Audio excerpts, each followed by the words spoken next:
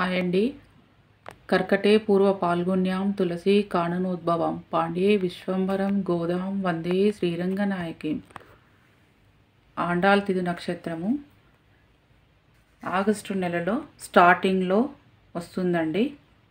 24వ సంవత్సరం ఆగస్టు 7 బుధవారం రోజు అమ్మవారి తిరునక్షత్రం వస్తుంది. పుబ్బా నక్షత్రం శ్రావణ మాసం స్టార్టింగ్లోనే ఉంటుందండి. పుబ్బా నక్షత్రం ఆ రోజు అమ్మవారి తిరునక్షత్రం.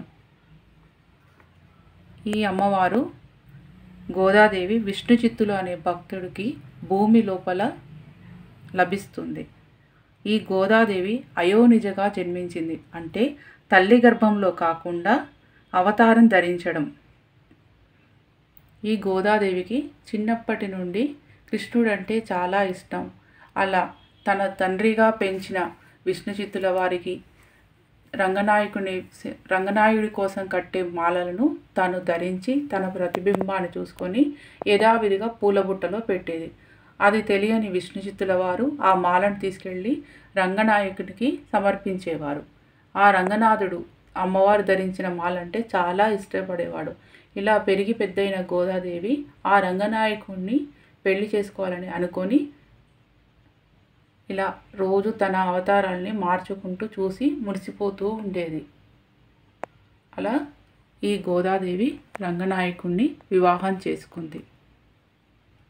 అమ్మవారికి మనం భక్తితో ఒక దళము, పుష్పం ఏది సమర్పించినా చాలా సంతోషపడుతుందండి. ఫలం, పుష్పం, దీపం, ధూపం, నైవేద్యం అన్నారు కదా.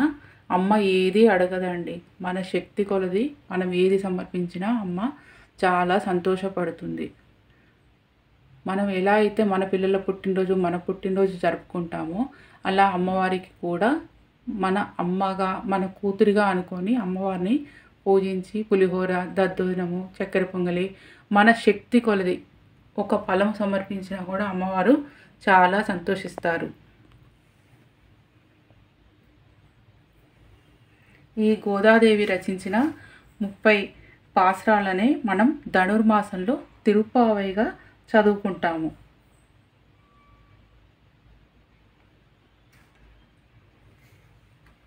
మరి అమ్మవారి పుట్టినరోజు అంటే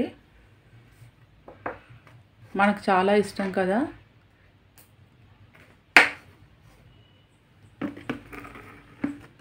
ఇలా అమ్మవారి పుట్టినరోజు నేనైతే చీర, జాకెటు, పువ్వులు, తాంబూలం సమర్పించుకొని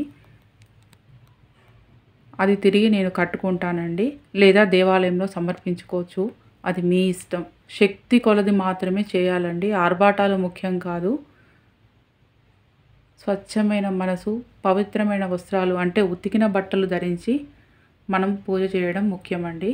అమ్మవారు ఏ విధంగా చేసినా మనస్ఫూర్తిగా మాత్రం చేసి చాలా సంతోషిస్తుంది. మీరు కూడా అందరూ ఈ అమ్మవారి పూజ చేసుకొని అమ్మవారి కృపకు పాత్రులు కాగలరు. పెళ్ళి కాని వాళ్ళు చేస్తే మంచి భర్త లభిస్తారు. పెళ్ళైన వారు చేస్తే ముత్తైదుతనం నిలుస్తుంది. ఈ శ్రావణ మాసంలో ప్రతిరోజు పండగే కదండి. మనకు స్టార్టింగే అమ్మవారితో స్టార్ట్ అవుతుంది. ఆండాళ్ తిరునక్షత్రం అంటారు. మరి మీరు కూడా మిగిలిన భక్తులు చేసుకోవాలంటే ఈ వీడియోని షేర్ చేయాలి కదా. తప్పకుండా ఈ వీడియో కనుక మీకు నచ్చితే లైక్ చేయండి, షేర్ చేయండి, సబ్స్క్రైబ్ చేయండి. Thank you.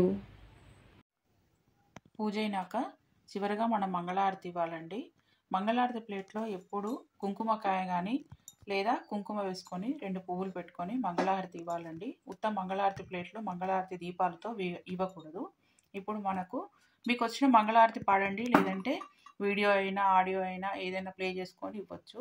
నేను ఇప్పుడు మీకోసం ఒక మంగళారతి పాడుతున్నానండి.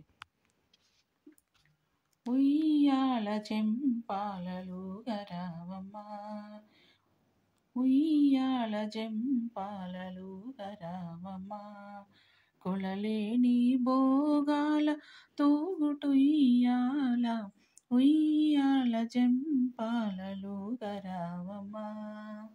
నిన్ను చూసి నీ తండ్రి ఎంతెంతో మురిసే, ప్రేమతో నోరారా గోదాని పిలిచి, నిన్ను చూసి నీ తండ్రి ఎంతెంతో మురిసి. ప్రేమతో నోరారా గోదాని పిలిచి, ఉయ్యాల జంపాలలో గరావమా. కొలలేని భోగాల తూగుటుయ్యాల, ఉయ్యాల జంపాల ఊగరావమ్మా. మా మదిలో కోర్కెలను మన్నింపదయతో, అవతరించినావమ్మ అందాల రాసి. మా మదిలో కోర్కెలను మన్నింపదయతో, అవతరించినావమ్మ అందాల రాసి. చిన్ని నా తల్లికి సిరిమల్లెల పూజ, కావేటి రంగణితో కలసి నీవుగా. కావేటి రంగణితో కలసి నీవుగా, ఉయ్యాల జంపాల ఊగరావమా. కొలలేని భోగాల తూగుటుయ్యాల, ఉయ్యాల జంపాల ఊగరావమా. ఊగరావమా, ఊగరావమా. ఇలా మంగళహారతి ఇచ్చినాక ఇలా అమ్మవారికి చూపించి మనం కూడా కళ్ళకు అద్దుకోవాలండి. మీరు కూడా భక్తితో చేయడం ముఖ్యము. తప్పకుండా మీరు అమ్మవారి పూజ చేసుకొని ఆండాళ్ళ తిరునక్షత్రం రోజు శ్రావణ మాసం స్టార్టింగ్లో వస్తుందండి. తిరునక్షత్రం పుబ్బా నక్షత్రం. ఆ రోజు గోదాదేవి పూజ చేసుకొని ఆయుర ఆరోగ్యాలు అష్టైశ్వర్యాలు ముత్తైదుతనంతో ఉండాలని మనస్ఫూర్తిగా కోరుకుంటున్నాను. ఈ వీడియో మీకు నచ్చితే లైక్ చేయండి, షేర్ చేయండి, సబ్స్క్రైబ్ చేయండి. ప్రతి భక్తుడి కూడా ఇది చేరాలని కోరుకుంటున్నాను. Thank you.